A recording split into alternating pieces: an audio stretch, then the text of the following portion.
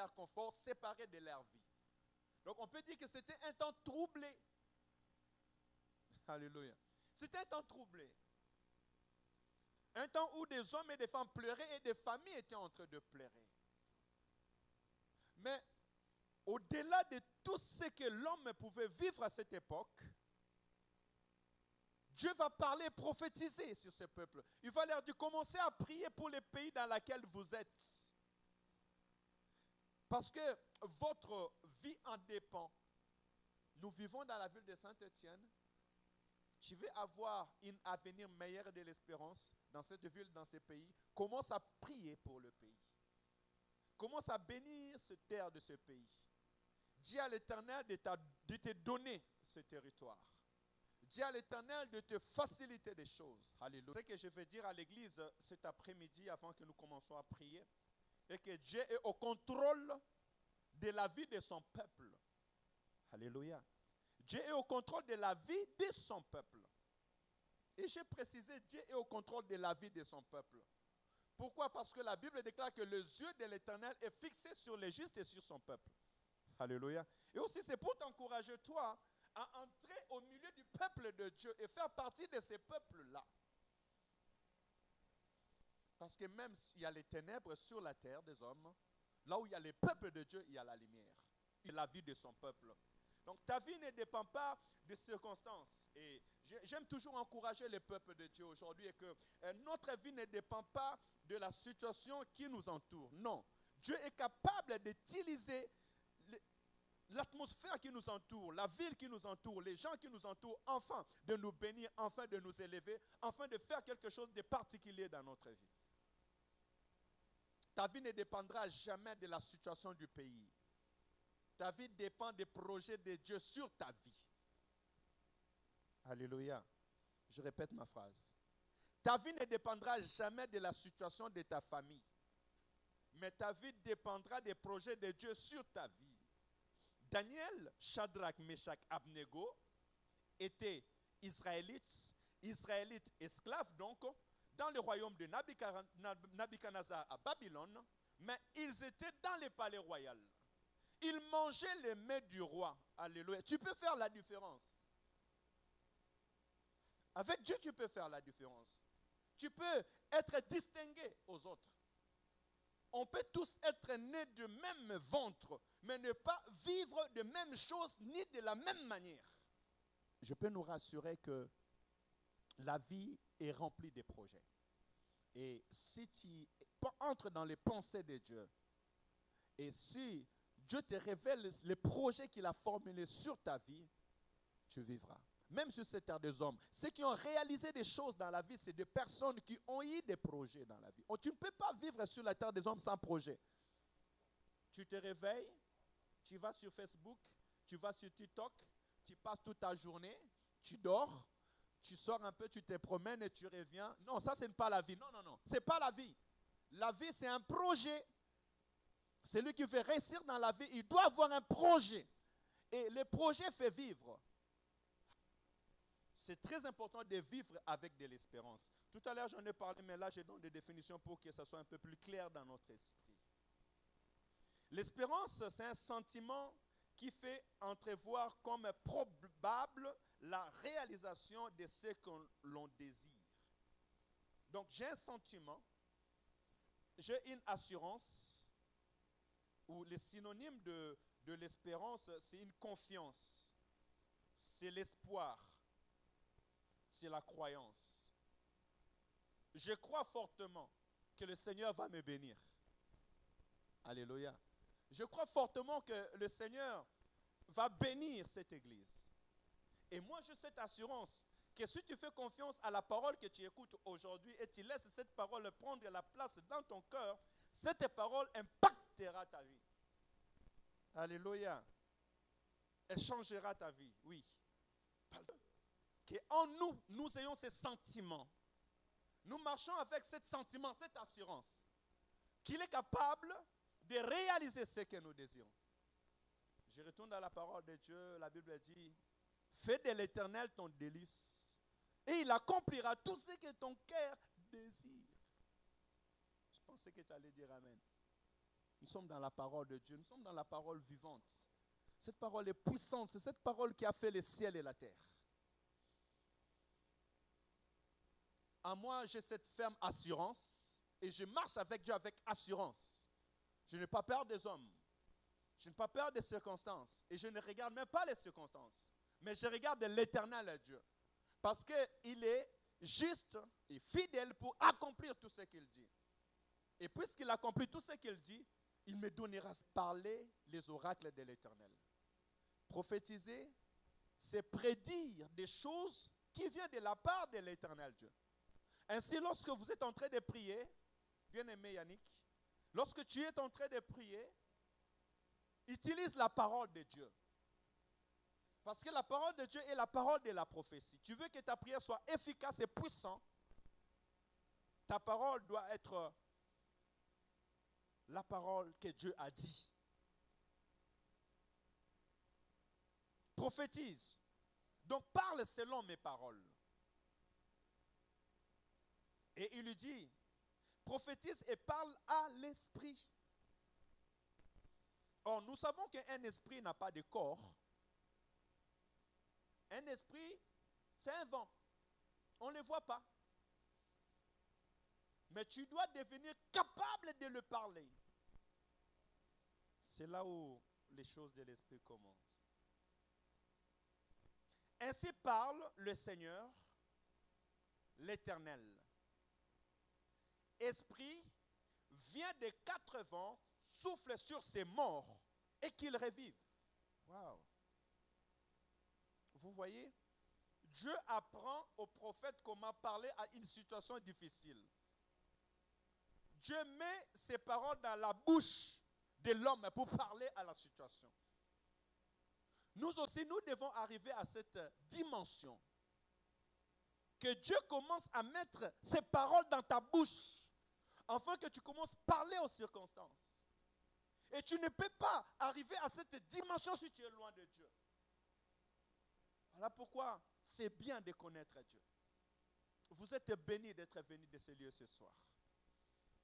Et c'est le temps d'entrer en contact avec son Dieu, de connaître son Dieu. Quand tu connais Dieu, quand il y a une relation personnelle avec Dieu, Dieu t'ouvre les oreilles, t'ouvre l'esprit, il commence à te parler et il te donne les mots pour dire dans des circonstances. Esprit vient des quatre vents, souffle sur ces morts et qu'ils vivent. Verset 10, la Bible dit, j'ai prophétisé selon l'ordre qu'il m'avait donné. Et l'esprit entra en eux. Oh, n'est-ce pas, on a dit que c'est le vent. Il est invisible. Mais la Bible dit que l'esprit qu'on avait dit vient, souffle des quatre vents, souffle sur ces morts, qu'ils revivent. Ça veut dire que l'homme a la capacité de parler avec l'esprit et de donner les directives à l'esprit selon l'ordre de l'Éternel. Ainsi, le Saint-Esprit ne parle pas de lui-même, mais le Saint-Esprit parle de tout ce qu'il a entendu de Jésus-Christ. Et le Saint-Esprit ne vient pas se glorifier, mais le Saint-Esprit vient glorifier Jésus dans notre vie. Tu peux donc parler à l'Esprit. Au nom de Jésus-Christ, bien sûr. Et l'Esprit fera.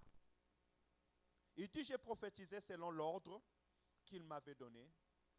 Et l'Esprit entra en eux. Et ils reprirent vie. Ils s'éteignent sur leurs pieds. C'était une armée nombreuse. Très nombreuse.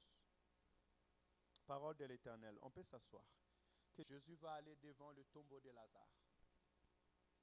Et Jésus va parler à l'Esprit. La Bible dit que Dieu est esprit. Et Jésus va demander, où l'avez-vous mis, le corps de Lazare? Jésus-Christ est Dieu. Jésus-Christ est Dieu. Je disais à quelqu'un, Jésus-Christ est Dieu. En Ézéchiel, il dit que j'ouvrirai vos tombeaux, je vous ferai sortir du tombeau.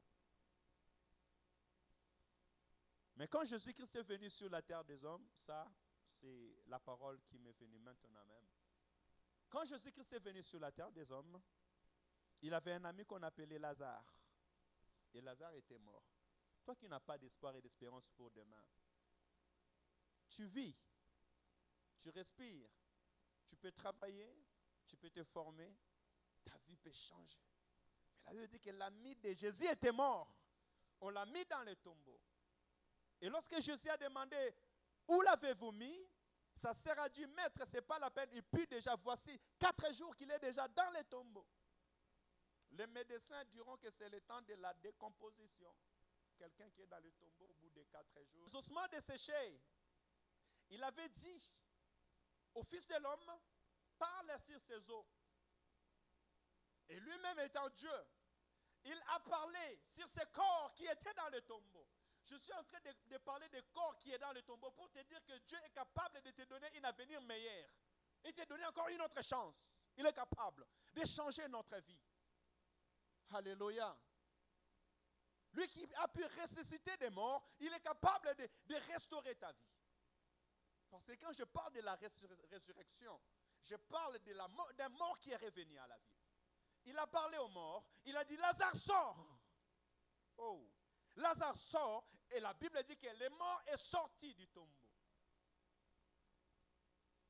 Quelque chose de particulier dans ces temps, lorsque on enterrait un mort, on mettait des linges tout autour de lui.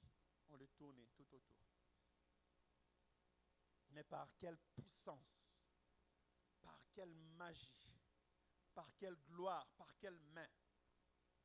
C'est lui qu'on avait tourné des linges, le mort est sorti et venu se présenter à l'entrée du tombeau. Pour que tout le monde voit que la puissance de la parole de Dieu est capable de donner la vie, même aux morts. Je dis la puissance de la parole de Dieu est capable de donner une vie dans ta vie. Même ceux qui étaient morts. Même dans des choses que tu ne calcules même plus. Là où tu dis que c'est fini avec Dieu, ça peut être restauré. Dieu peut restaurer ta vie. Il peut restaurer ta maison. Il peut restaurer tes études. Dieu peut restaurer ta santé. Dieu peut restaurer ta famille. Il est capable de le faire. Et il le fait. Dieu peut te donner la joie. Vous savez, quand je me réveille, je suis le papa le plus heureux. Oh, j'ai une très belle fille. Lorsque je me réveille, elle me regarde, elle sourit. Et cette sourire me remplit de joie. Tu es capable de le faire dans ta vie. Alléluia. Tu peux te lever le matin. Tu as un objectif. Tu sais où tu pars. Et le soir, tu sais où tu vas aller. Parce qu'il y a un Dieu qui est capable de te donner un avenir meilleur. Alléluia. Il est capable de te restaurer. Alors, désormais, ne dis pas que moi, je n'ai pas de futur. Ne dis pas, aujourd'hui, je suis venu enlever la négativité dans la vie du peuple de Dieu. Ne sois plus négatif dans ta vie. Tu es peuple de Dieu. Tu as la Bible. Si tu n'as pas la Bible, je vais t'offrir la Bible aujourd'hui. Vous avez la Bible? Tu as la Bible à la maison? Je vais t'offrir la Bible. Viens prendre. Papa Yannick, apporte-moi une autre Bible. Tu as la Bible à la maison de Dieu?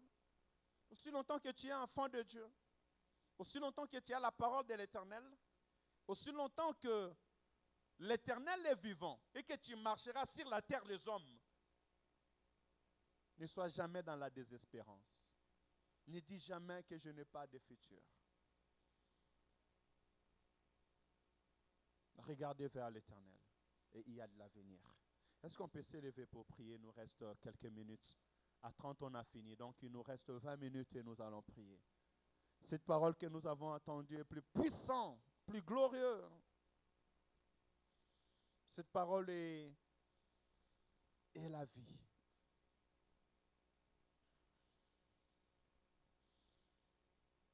Jésus ne change pas. Jésus ne change pas. Alléluia. Jésus ne change pas. Il est mon sauveur.